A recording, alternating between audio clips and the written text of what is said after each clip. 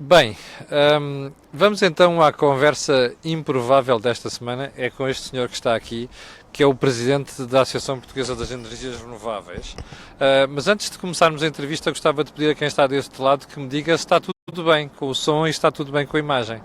É só porem aqui um polegarzinho para cima, ou dizer que está tudo bem, que está aqui a Karina a filmar, hoje a fazer de cameraman, e ela depois vai me informar se está tudo bem. Bom, mas como eu dizia, o professor Sá da Costa é o presidente da APREN.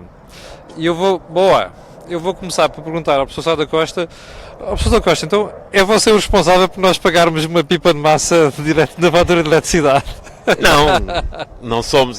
Isso é uma distorção que se implantou no sistema. É uma porque falácia. É uma falácia. É daquelas verdades alternativas, não é? Sim.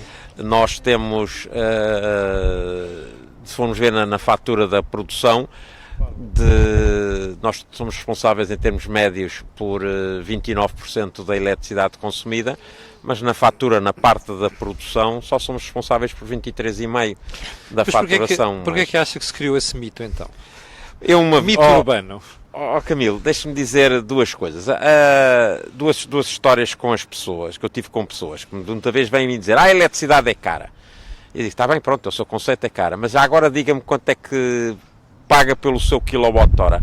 Isso não sei, mas que é cara, é cara. Exatamente. Portanto, isso é um primeiro conceito. Convencionou-se, começou a dizer que é caro. E houve uma vez com um sujeito que também veio dizer que as renováveis eram muito caras, e eu perguntei-lhe, mas porquê é que diz que são caras? Qual é a justificação? E ele diz-me assim, porque as renováveis são uma coisa nova e as coisas novas são sempre caras. Eu disse, ora, está aí uma boa razão. Uma boa razão para dizer que a eletricidade renovável é cara. O problema que existe, fundamentalmente, é que aquilo que nós recebemos é tudo. Sim. E aquilo que, muitas vezes, nas outras tecnologias se recebe é uma parte do que se recebe. Porque depois há as garantias de potência, e depois há mais os serviços de sistemas, e depois mais aquilo e mais aquela coisa, e que vai somando, e as diferenças que existem, não são, hoje em dia, até já são ao contrário. Já as renováveis começam a ser mais baratas do que as outras. Isso era uma pergunta formas. que eu lhe ia fazer. Tanto o solar como o eólico hoje em dia já conseguem ser competitivos em termos de custo de produção por megawatt-hora? Sim, porque nós estamos a falar, no caso da solar, de se estar a receber, e estou a falar a nível nacional, na casa dos 40 e poucos euros Por megawatt-hora, e os custos do combustível, por exemplo, para fazer um megawatt-hora de gás, anda na casa dos 65.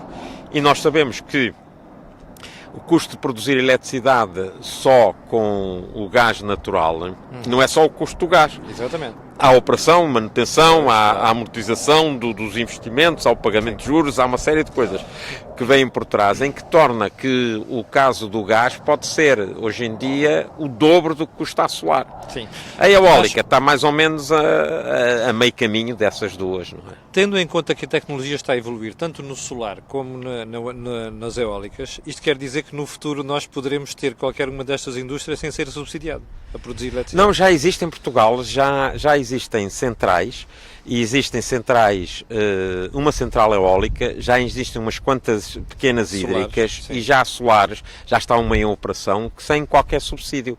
Não são atribuídas as licenças que foram atribuídas em processos posteriores a outubro de 2012, não têm já subsídio. Há algumas que estão a ser feitas que ainda vêm de trás, porque às vezes o processo de licenciamento é moroso, não é? Ou seja, esta história de que não sei quê, o contribuinte está a pagar, isso vai se esbater no futuro. Está-se a esbater, já se está a esbater, não é? Bom, professor Sá da Costa, deixe-me fazer uma pergunta. Porquê é que eu noto, me parece que o atual governo, nomeadamente o secretário de Estado de Energia, é um bocado hostil ao setor? É impressão minha ou é verdade? Não, eu julgo que numa primeira impressão poderá-se ter essa leitura, mas eu Dá-me julgo... a sensação que ele está muito preocupado em passar para a opinião pública que ele é o responsável pela baixa de preços da eletricidade. Sim, não deixa de ter alguma razão quando está a dizer isso, mas a baixa de preços da eletricidade para o consumidor vem acima de tudo da parte das renováveis, que começam a ter um peso maior. Sim. E que é preciso perceber que nós não pagamos pelo combustível, não é? Mas temos um investimento em capital muito mais elevado do que as outras tecnologias que não são as renováveis. E isso faz uma diferença na forma como são percepcionadas os custos. Mas em todo caso, nós nunca poderemos pensar que nos próximos tempos as renováveis poderão substituir todas outras formas de produção de eletricidade, não é? Porque o vento não é constante, porque o sol não existe à noite.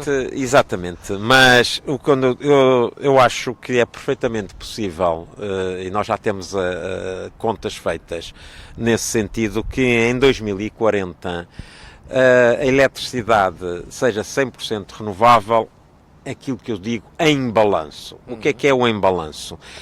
Por exemplo, o nosso consumo atual de eletricidade anual anda à roda dos 50 terawatt-hora. Sim. Se a produção renovável for 51 terawatt-hora, excedeu o consumo, portanto é 100% renovável. Mas isto não quer dizer que não tenha acontecido horas em que as renováveis não foram capazes de satisfazer o consumo, e das duas uma, ou importámos de Espanha ou pusemos centrais a gás a preencher o que falta. Sim. E também houve outras horas que as renováveis excederam o consumo e exportou-se. Mas só se exporta se o nosso preço for mais baixo que o preço de quem importa. Ora bem. E deixe-me perguntar-lhe uma coisa, esta questão das redes europeias de eletricidade ajudará no futuro a que, por exemplo, nós o que estamos a produzir em excesso nas renováveis possa ser canalizado para o exterior? As redes ajudam em dois aspectos. O primeiro aspecto é um aspecto que não é visto normalmente pelo comum dos cidadãos, porque é um bocadinho mais rebuscado, mas quanto a mim é o mais importante.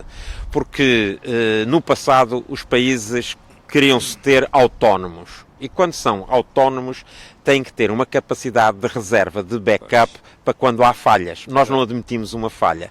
E esses backups que estão a funcionar, ou chamadas muitas vezes também as reservas girantes, são centrais que estão a funcionar, mas não estão a injetar na rede, mas em poucos minutos podem passar a injetar na rede. Isso tem um custo. Quando nós temos uma Europa toda muito bem interligada, nós deixamos de ter reservas girantes, reservas girantes, porque partilhamos. Porque se faz um equilíbrio das coisas. E isso faz baixar os custos da eletricidade. E isso é, para mim, a mais importante questão das interligações. A segunda é a uniformização dos preços. E o sistema de mercado funciona de tal forma que a eletricidade escoa-se de onde é mais barata para onde é mais cara. E isso faz nivelar os preços de todos os lados dos mercados. E nós só poderemos exportar renováveis se tivermos a interligação, se o nosso preço for competitivo com os outros. Claro. Eu julgo que é importante. Eu acho que em muitas circunstâncias nós poderemos ter preços mais competitivos em algumas circunstâncias. Noutras não. Noutras será o inverso. Mas a nossa preocupação fundamental, apesar de defendermos as renováveis, é o consumidor. E estamos interessados em que haja os preços mais baixos para os consumidores. Mas agora, é verdade aquele número segundo o qual em 2016 Portugal viveu 107 horas seguidas sem recorrer a energia fóssil? Exatamente, é verdade. Nós chamamos, nós analisámos esses números e foi uma notícia que deu volta. É? Foi a primeira vez, foi uma grande evolução. E porque se dizia que não se conseguia fazer isso. Mas, por exemplo, há casos, já passados, por exemplo, em novembro de 2015, chegámos a ter horas em que a eletricidade, mais de 90%, teve origem eólica. O que também ainda veio desfazer outro mito. Eu julgo que hoje em dia nós temos a nossa tecnologia de tal maneira evoluída e, por ordem cronológica, eu tiro, em primeiro lugar, o chapéu às universidades. Eu não sou eletrotécnico, sou civil, portanto estou de fora nisso. Às universidades portuguesas que conseguiram formar técnicos para conseguissem verdade, fazer já isso. existe aí muito know-how. E também aos dois operadores de rede, a REN e a EDP Distribuição, que têm conhecimentos técnicos e que, juntamente com a colaboração com os promotores, conseguem dar resposta a isso e não houve nenhum apagão.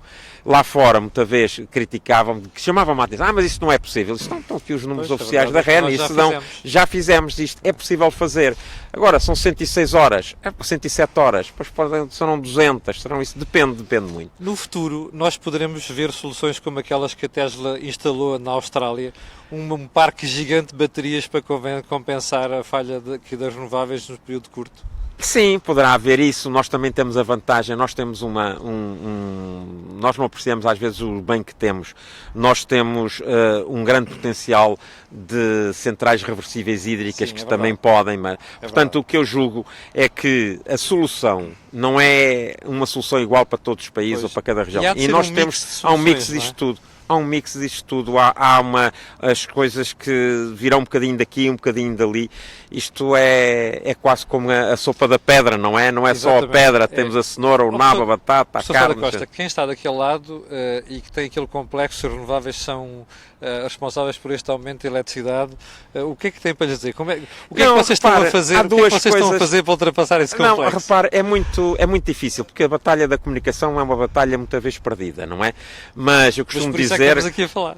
Eu costumo muitas vezes dizer que quem vem para o setor da renovável não é um sprinter, tem que ser um maratonista, não é? Tem corredor de fundo e tem que fazer isso. Mas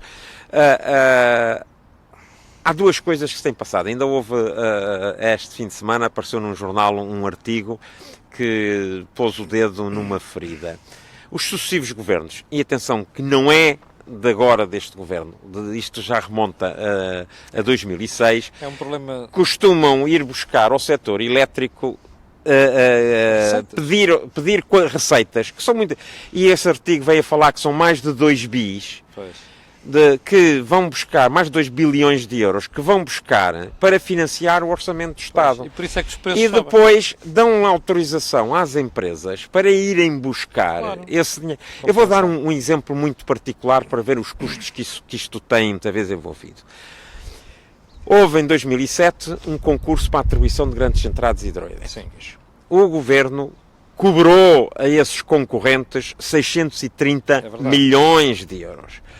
Há um dos grandes, o que teve mais de metade dessa verba, que só irá ter as centrais em operação a partir de 2020.